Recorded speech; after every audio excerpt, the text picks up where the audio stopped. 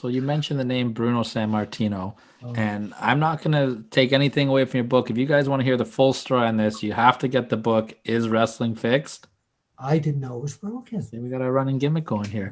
Yeah. But you tell an incredible story about the night that Bruno Sammartino lost the world title.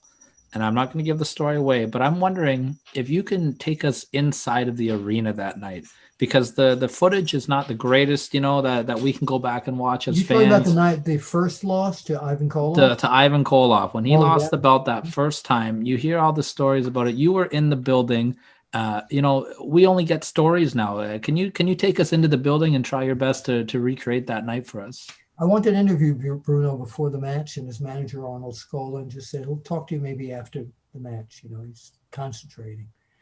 There were rumors that Bruno had several ribs hurt by George the Animal Steel a few nights earlier, but it's people talking about that. Anyway, when Bruno came out, his only theme music, they didn't have theme music back there, was 21,000 fans all chanting, Bruno, Bruno, Bruno. It was deafening. It was deafening. And when Bruno lost the title, when Koloff came off the ropes, and Bruno lied there, and Arnold Skolin, his manager, came in the ring, and the referee raised Koloff's arm, but did not give him the belt because they thought there was going to be a riot there. They didn't give him the belt in the ring. It was dead silence. All the photography people, me, George Napolitano, Frank Amato, and I think Paul Heyman may have been there at that point too. We all thought we were having trouble hearing.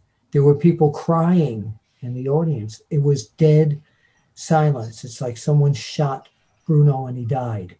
Wow. I went back to the dressing room area.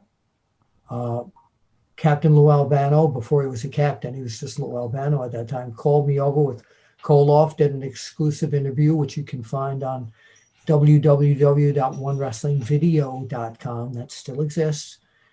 And I talked to Bruno, and he said, well, doggone it, Bill, what can I tell you? He said, on this night, Koloff was better than I was. He had no excuses. Yeah. But it was when I was going home that night, all the people on the subway that were crowded into the trains going back to their home from Madison Square Garden, it was a state of shock. The subways were quiet. Full cars of subways, quiet.